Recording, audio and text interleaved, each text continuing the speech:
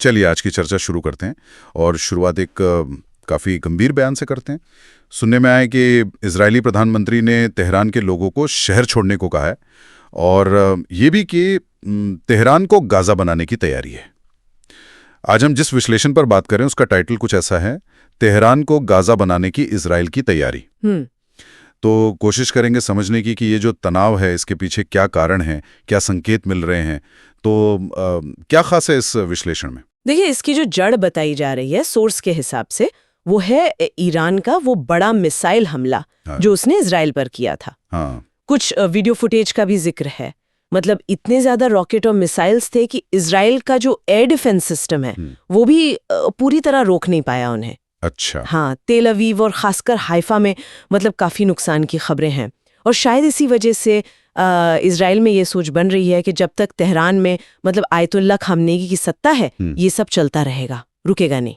लेकिन यहाँ एक और वाकई चौंकाने वाली बात सामने आ रही है। क्या? ये सोर्स दावा कर रहा है कि इजराइल ने ईरान पर लगभग पूरी तरह से एयर सुपीरियॉरिटी मतलब हवाई वर्चस्व हासिल कर लिया है। पूरी तरह से एयर सुपीरियॉरिटी ईरान के ऊपर, ये तो बहुत बड़ी बात है। हाँ, मतलब सिर्फ ये नहीं कि विमान उड़ रहे हैं बल्कि ईरानी डिफेंस करीब करीब बेकार हो गया है, ऐसा दावा है।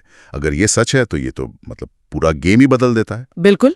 और यहाँ मामला और पेचीदा हो जाता है जब हम अमेरिकी रोल को देखते हैं। हाँ, अमेरिका का क्या एंगल है इसमें? जानकारी ये है कि बहुत सारे मतलब दर्जनों अमेरिकी एयर रिफ्यूलिंग टैंकर विमान वो अमेरिका से मिडिल ईस्ट लाए जा रहे हैं, ईरान के आसपास जो अमेरिकी बेस हैं वहां पर। दर्जनों रिफ्यूलिंग टैंकर? हाँ, दर्जनों। मिलिट्री के लिहाज से इसका क्या मतलब होता है? देखिए, सैन्य रणनीति में इतने सारे रिफ्यूलिंग टैंकरों का एक जगह जमा होना ये अक्सर किसी बड़े हवाई हमले की तैयारी का साफ संकेत माना जाता है। अच्छा। ये हवा में ही, जैसे आपने कहा, पेट्रोल पंप का काम करते हैं। मतलब लड़ाकू विमान बिना रुके लगातार दुश्मन के इलाके में, जैसे ईरान इतना बड़ा देश है, उसके ऊपर ऑपरेट कर सकते हैं। और सोर्स इशारा कर रहा है कि ये टैंकर ईरान के ऊपर ही मंडरा सकते हैं ऑपरेशन के दौरान। तो एक तरफ इजराइल का ये दावा कि उसके पास एयर सुपीरियॉरिटी है और दूसरी तरफ अमेरिका की ये जबरदस्त तैयारी, इन दोनों को मिलाएं तो क्या तस्वीर उभरती है? तो सोर्स के मुताबिक इजराइल के इस कथित हवाई वर्चस्व ने अमेरिका के लिए, कह सकते हैं, दरवाजे खोल दिए हैं। कैसे? अगर अमेरिका चाहे तो वो ईरान में सत्ता परिवर्तन मतलब रिजीम चेंज की तरफ बढ़ सकता है। ये रास्ता अब शायद पहले से ज्यादा आसान हो गया है। लेकिन फिर सवाल उठता है, अगर ऐसा है तो अमेरिका सीधे सीधे क्यों नहीं कुछ कर रहा? हाँ, यहीं पर वो बहाने वाली बात आती है। प्रीटेक्स्ट मतलब कोई ठोस वजह। सोर्स ने इराक युद्ध का उदाहरण दिया है, याद है? सद्दाम हुसैन के खिलाफ वो WMD weapon of mass destruction वाली बात। हाँ, बिल्कुल याद है, वो तो बड़ा मुद्दा बना था। बस, तो उसी तरह अमेरिका को भी ईरान पर सीधे हमले के लिए कोई ऐसी वजह चाहिए होगी जिसे वो दुनिया के सामने और अपने लोगों के सामने रख सकें, सही ठहरा सके मतलब। बिल्कुल।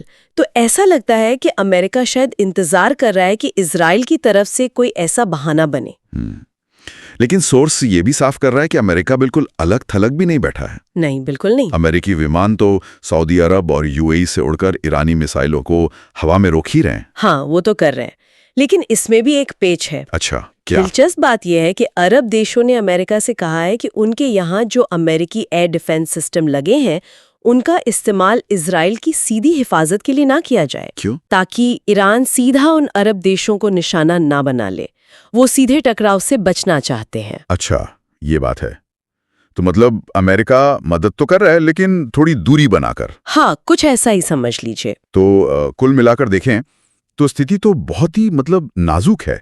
एक तरफ इजराइल की खुली धमकी है, अपनी एयर पावर का दावा है। दूसरी तरफ अमेरिका का ये भारी सैन्य जमावड़ा जो किसी बड़ी चीज का इशारा कर रहा है। सही। और इन सब के बीच एक वो निर्णायक बहाना, वो चिंगारी चाहिए जिसका इंतजार हो रहा है शायद। हाँ, और विश्लेषण का जो निष्कर्ष है वो यही है कि ये तनाव अभी और बढ़ेगा, कम होने के आसार नहीं दिख रहे। और ये भी कि ये शायद अमेरिका और इजराइल की कोई लंबी सोची समझी रणनीति का हिस्सा हो सकता है। बिल्कुल, जिसका आखिरी मकसद शायद ईरान में सत्ता परिवर्तन ही हो। इस पूरी बातचीत के बाद मेरे मन में एक सवाल घूम रहा है। अगर जैसा कि सोर्स कह रहा है हवाई वर्चस्व वाकई हासिल है और अमेरिकी तैयारी भी जोरों पर है, तो वो कौन सी ऐसी बात या घटना हो सकती है, वो बहाना जो इस पूरी सिचुएशन को एक फुल स्केल वॉर में बदल दे? ये सोचने वाली बात है।